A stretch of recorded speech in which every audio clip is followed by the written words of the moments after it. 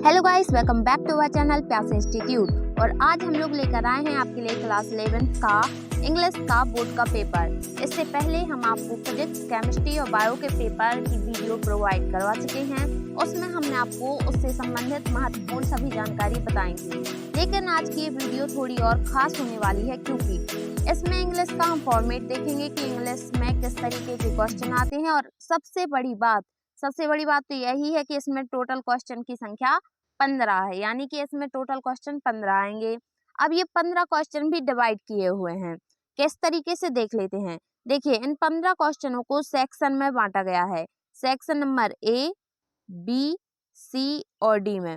Section A में है आपकी रीडिंग, मतलब आपको पढ़ना है और फिर उसके बाद में उसके आंसर लिखने हैं।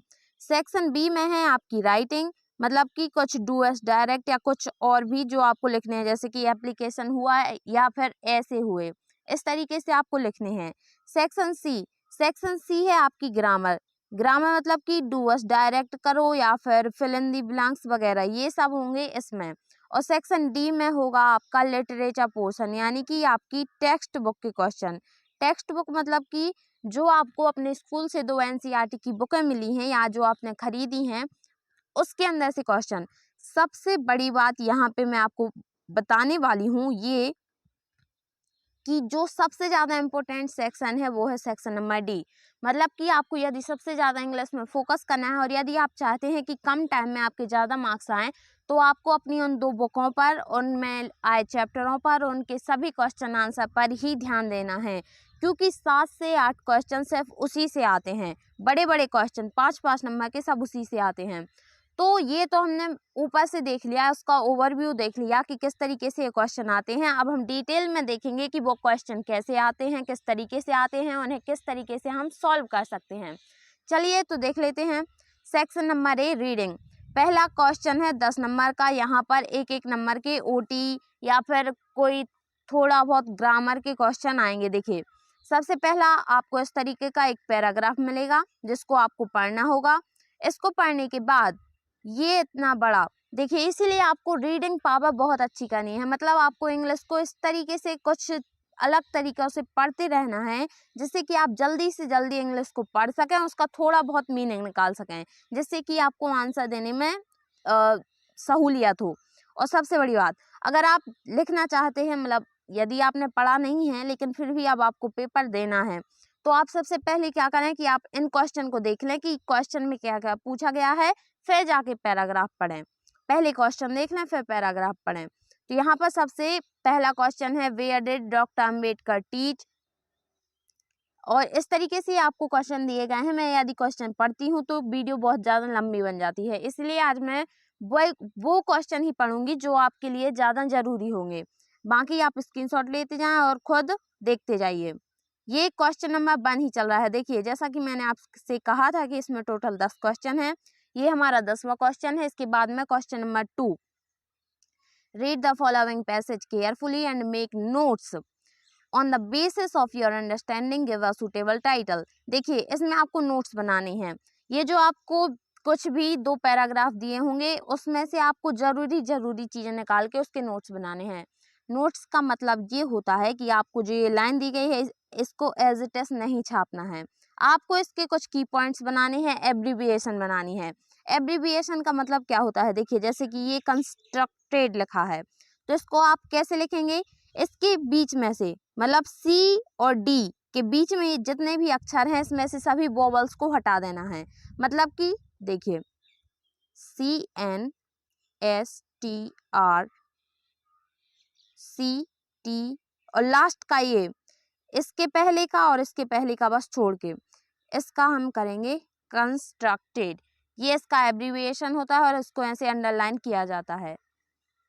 और यदि आप चाहते हैं कि एब्रीविएशन क्या है, नोट्स कैसे बनाए जाते हैं, इसकी आपको वीडियो दी जाए तो कमेंट सेक्शन में ज़रूर बताएं।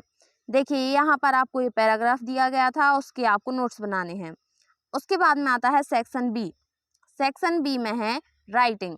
राइटिंग में क्या है, क्वेश्चन नंबर 3, क्वेश्चन को पढ़ लेते हैं। You are Aman Lodhi, the head boy of your school, Government High Secondary School, Jabalpur. Write a notice informing all the captains and the vice captains regarding a meeting for the preparation of annual function. आपके school में एक annual function होना है, आप head girl या head boy हैं, उससे संबंधित आपको क्या बनाना है, नोटिस बनाना है। तो नोटिस का भी किस तरीके से बनाया जाता है, एक बॉक्स के अंदर आपको बहुत बड़े कैपिटल अक्षर में नोटिस लिखना पड़ता है, उसको अंडरलाइन करना पड़ता है और बस फिर उसमें से 2-3 लाइनों में आपको उसकी महत्वपूर्ण जानकारी देनी होती है। उसमें आपको डेट, दिनांक, तारीख, ये सब कुछ, मतलब डेट, दिनांक, तारीख एक ही है, ये सब कुछ आपको मेंशन करना होता है और जो भी आप फंक्शन करने वाले हैं उससे संबंधित जानकारी और कहाँ से मिल सकती है, ये सब कुछ लिखना होता है। इन सभी की एक डिटेल्ड वीडियो अगर आप चाहते हैं तो कमेंट सेक्शन में ज़रूर बताएं। मैं आपको इस तरीके से इस चीज़ों को बता दूंगी कि आपको 11th हो 12th हो कहीं भी आपको नोटिस लिखना हो, आप इसको बहुत अच्छे से लिख पाएंगे। अगला क्वेश्चन है, write an application to the principal of your school seeking permission for a picnic tour to nearby place. या फिर you are Rohit Verma living at 132 Gokhale hostel Indore, write a letter to your father sharing your experience of hostel life. देखिए इसमें आपको letter लिखना है और इसमें क्या करनी है, इसमें एप्लीकेशन लिखनी है। ये फॉर्मल है तो इसमें आप, ज़्यादातर लोग फॉर्मल एप्लीकेशन लिखना ही पसंद करते हैं, तो इसमें आप अपने मन से भी लिख सकते हैं। आपको एप्लीकेशन का फॉर्मेट पता हो तो टॉपिक कोई भी हो, एप्लीकेशन वैसे ही लिखी जाती है। ये आप बचपन से देखते आ रहे हैं। देखिए अभी तक आप क्या क्या कर चुके हैं। पहले में आपको नोट्स बनाने थे, मतलब दूसरे नंबर क्वेश्चन में पहले तो पैराग्राफ था, दूसरे में आपको नोट्स बनाने थे, तीसरे क्वेश्चन में आपको एक नोटिस लिखना था। देखिए नोट्स और नोटिस में अंतर होता है। और अगला क्वेश्चन में आपको एप्लीकेशन लिखनी थी। अब आता है ऐसे ऐसे या फिर इसके अथवा में आता है कोई आर्टिकल, रिपोर्ट, ये सब कुछ तो ये आपको लिखने होते हैं। तो सबसे पहले है right a paragraph on any one the following topic in about 120। यहाँ पे आपको पैराग्राफ लिखना है। तो सबसे इजी क्वेश्चन है, देखिए बेनिफिट ऑफ ट्रीज, ट्रीज के फायदे आप बचपन से जानते हैं तो इसमें कोई बड़ी बात नहीं है, this is not a big deal. You और अगला है your school has organised the career fair last week, prepare a report of this event. तो इसमें आपको एक रिपोर्ट लिखनी है। रिपोर्ट भी एक प्रकार का पैराग्राफ ही होता है। आप यदि नाम से कंफ्यूज होंगे तो इंग्लिश आपको डराने वाली चीज़ है, नहीं तो इंग्लिश में ऐसी कोई चीज़ नहीं है जो आप ना सीख सकें जल्दी से जल्दी। अगला क्वेश्चन मतलब सेक्शन सी, यहाँ पर हमारी ग्रामर स्टार्ट हो चुकी है और इसमें आपको फिल इन दी ब्लैंक्स भरने हैं। Mount Everest is dead highest peak in the world. तो अब माउंट एवरेस्ट का नाम सुन के आपको द ही याद आएगा। डू यू हैव क्या, एनी, मैनी, फ्यू। तो यहाँ पे आएगा do you have any money. He jumped dead the river. तो इसमें क्या आएगा, he jumped into. Hari dead run fast when he was young. Good. यहाँ पे पिछली बात हो रही है कि जब वो छोटा था तो वो कितना दौड़ सकता था, कितना कर सकता था, तो इसमें आपको क्षमता बताई जाई है तो यहाँ पे कुड लगेगा। Hindi is dead in many countries, क्या स्पोकन, स्पोक या स्पीक, तो यहाँ पे आएगा speak. The people were shouting loudly, all the people were shouting loudly. चलिए यहाँ पे हमारा क्वेश्चन नंबर 6 खत्म होता है। यहाँ पे आया question number 7, do us direct. यहाँ पे सिर्फ मैं आपको ओवरव्यू दे रही हूँ कि किस तरीके से क्वेश्चन आएंगे। इसके डिटेल्ड, सभी की डिटेल्ड वीडियो बन सकती है लेकिन वीडियो बहुत लंबी हो जाएगी। मैं चाहती हूँ आपको कम टाइम में ज़्यादा से ज़्यादा नॉलेज मिले। अगला क्वेश्चन है do us direct. You did it nicely, make negative. यहाँ पे आपको नेगेटिव बनाना है, यहाँ पे आपको वॉइस चेंज करनी है। यहाँ पे इफ़ और अनलेस, मतलब कि इफ़ की जगह पर या अनलेस की जगह पर इफ़ का यूज़ करना है। यहाँ पे सो दैट का यूज़ करना है। देखिए यहाँ पे सिर्फ आपकी सेंटेंस बदल सकते हैं, बाकी आपको आएगा यही कि नेगेटिव कीजिए, वॉइस बदलिए या इफ़, अनलेस, सो दैट, इन सभी को लगाइए। बाकी ये यहाँ पर रीअरेंज करना है।